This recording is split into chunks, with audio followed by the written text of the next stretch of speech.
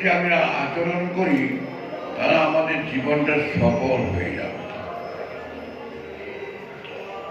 ধুলা নয়, ধুলি নয়, গোপীপদ রেণু, সেই ধুলা মেখে গেল নন্দবেটা কান।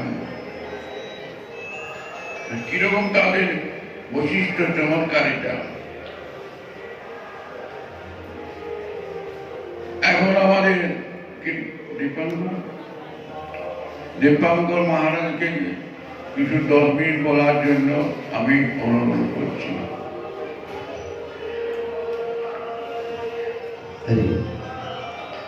गुलाबी गौर चंद्राय राधिकाय कदालय कृष्णाय कृष्ण भक्ताय तद्भक्ताय नमो नमः।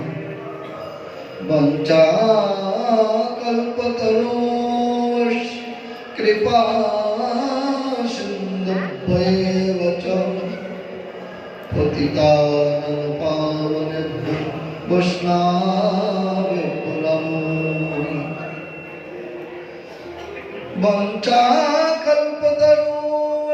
कृपा सिन्धुभ्येव च पतितानां पावनेभ्यो वैष्णवेभ्यो नमो नमः।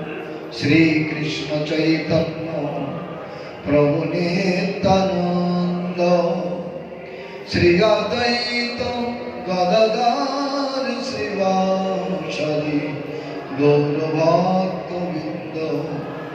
हरे कृष्णा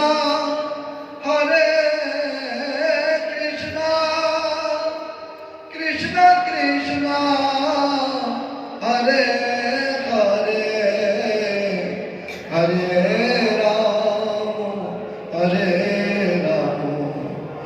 राम राम हरे हरे।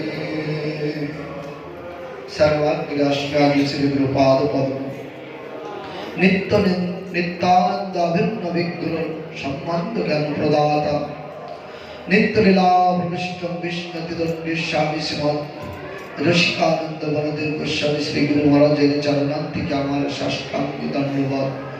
তিনি নিত্য লীলা হতে यदনের প্রতি কৃপা আশীর্বাদ বর্ষণ করুন। অতঃপর অভিন্ন গুরুপাদ পদম নিত্য লীলা প্রবিষ্ট বিষ্ণু দণ্ডী স্বামী শ্রীমদ ভক্তি সহিত অকিঞ্চন গোস্বামী মহারাজের চরণান্তিকে আমার ভুলণ্ঠিত দণ্ডবাদ। তিনি আমার প্রতি প্রসন্ন হন।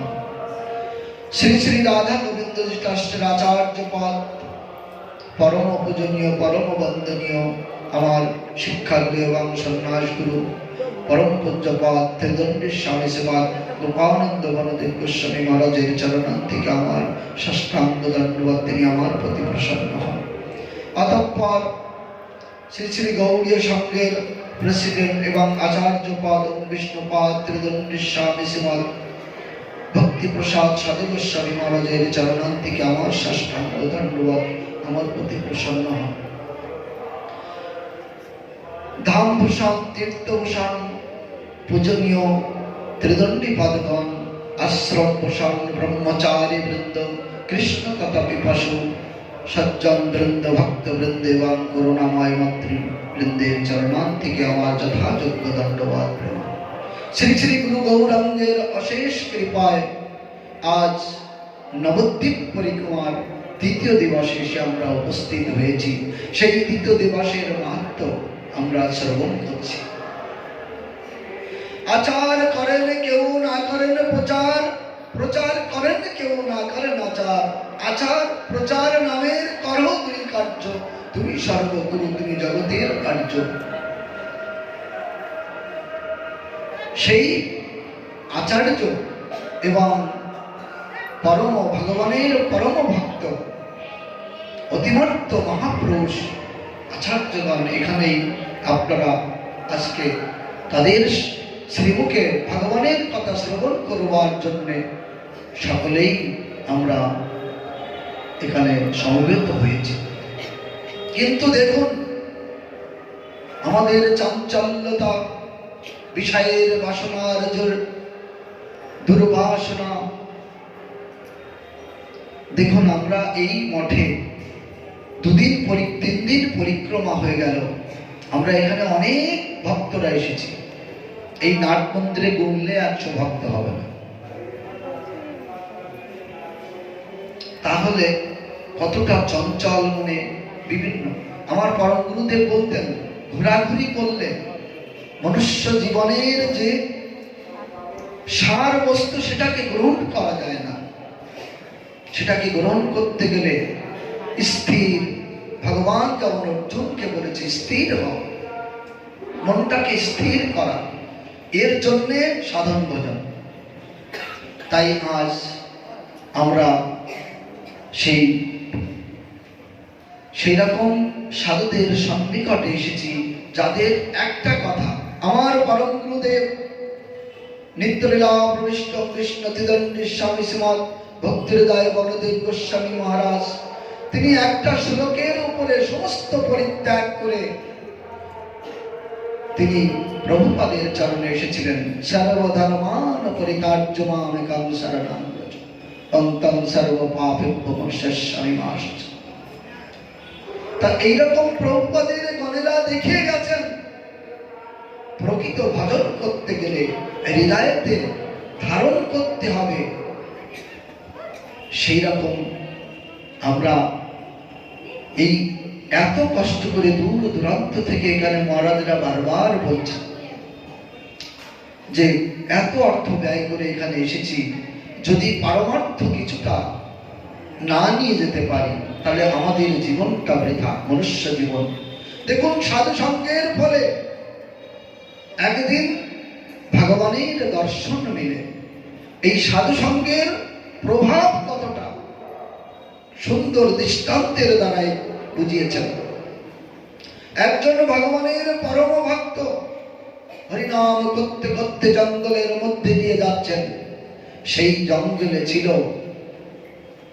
11 জন দস্যু। তারা রাতের অন্ধকারে বিভিন্ন স্থানে হানা দিত, বিভিন্ন সমস্ত ধনাঢ্য ব্যক্তির অর্থ হরণ করত। এই 11 জন চিন্তা করল যে আমাদের বনমধ্যে একজন ব্যক্তি আসছে, একেও আমাদের দলে নিতে হবে। তখন ওই সাধু বেচারি, সে ভগবানকে ছাড়া জানে না। সাধব হৃদয়ং মজ্জং সাধুনাং হৃদয়ন্তম মদন্নতে না জানন্তি নাহন্তে পুমনা কবি। তোমার হৃদয়ে সদা গোবিন্দ বিশ্রাম, গোবিন্দ কহে মম বৈষ্ণব পরাণ। বৈষ্ণবের হৃদয়তে ভগবান সাক্ষাৎ রূপে বিরাজ করেন এবং ভগবানের হৃদয়তে সাধুর বাস, ভক্তির বাস। তাই ভক্ত আসছেন জঙ্গলে, তখন ওই দস্যুগুলো সাধুকে ধরে নিজেদের দলে নিয়ে নিলেন। কজন হলো? 11 জন, আর একজন 12 জন। ওদের নিয়ম আছে, প্রতিদিন এক একজন সর্দার হবে, মালিক হবে। সে যা বলবে, নির্দেশ করবে, তাই সকলে শুনবে। একজন একজন করে হয়েছে। এইভাবে ক্রমান্বয়ে যখন ওই সাধু আজকে ওনাদের কর্মকর্তা হলেন, তার নির্দেশে যখন সবকিছু করবেন, চুরি ডাকাতি করবেন, তিনি সহ্য করেছেন, যা যা বলেছেন সব সহ্য করে সব করেছেন। তার পালা যখন পড়েছে, সে বলছে তোমাদের কোথাও যেতে হবে না। তাদেরকে বাজার থেকে এনে সাদা কাপড় পরিয়েছে, গলায় তুলসীর মালা দিয়েছে, কারণ তার কথা আজকে শুনতে হবে। তিনি আচার্য, তাদের মধ্যে 12 জনের মধ্যে তিনি যা বলবেন তাই।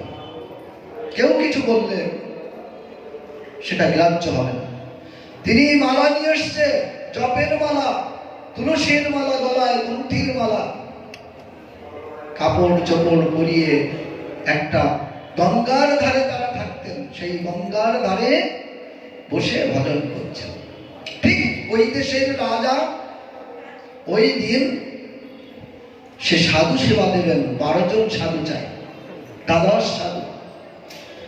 চেষ্টা করতে করতে রাজার লোকজন বললেন, এই জঙ্গলের মধ্যে যে গঙ্গা বইছে, সেই গঙ্গার ধারে 12 জন সাধু আছেন, তারা তপস্যা করছেন। তখন কি করলেন? রাজা সমস্ত লোকজন দিয়ে তাদেরকে আপ্যায়ন করে আহ্বান করলেন, রাজ্যে নিয়ে আসলেন। রাজ্যে এনে তাদেরকে দিয়ে হরিনাম করালেন। মেয়ের যে সাধু ছিল সে যা করছে এরাও সেই রকম ভাবে হরিনাম করছে।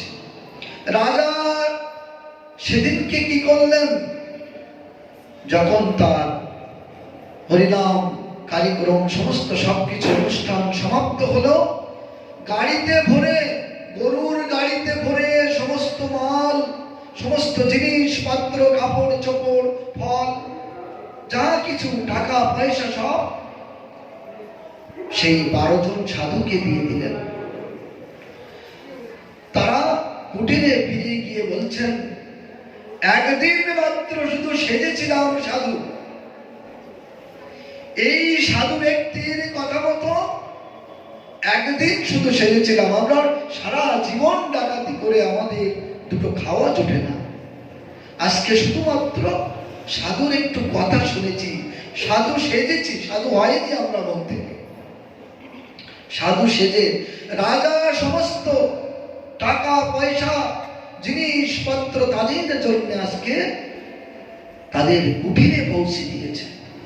আমরা জীবনে আর কোনোদিন ডাকাতি করব না, কোনোদিন চুরি করব না, কোনোদিন এই অসৎ কর্ম করব না। সেদিন থেকে তারা ভজন করতে শুরু করলেন। ওই যে সাধু, তার কাছে দীক্ষা নিয়ে তার আদেশ মতো, নির্দেশ মতো সাধনা করতে শুরু করলেন। তারা ভক্ত হয়ে গেলেন। এই জন্য আচার করেন কেউ না করেন প্রচার, প্রচার করেন কেউ না করেন আচার, আচার প্রচার নামে করো তুই কার্য, তুমি সর্বগুরু, তুমি জগতের আর্য। তিনিই জগৎ গুরু, তিনিই আচার্য। তাই ভগবানের সেই অতিমর্ত মহাপুরুষদের আপনারা দর্শন করছেন, আচার্যগণ। তাদের চরণাশ্রয় গ্রহণ করে ভজন করলে একদিন আপনারা সেই ভগবানের চরণ সেবায় নিযুক্ত হতে পারবেন। বাঞ্ছা কল্পতরুশ্চ কৃপা সিন্ধুভ্যেব পতিতানাং পাবনেভ্যো বৈষ্ণবেভ্যো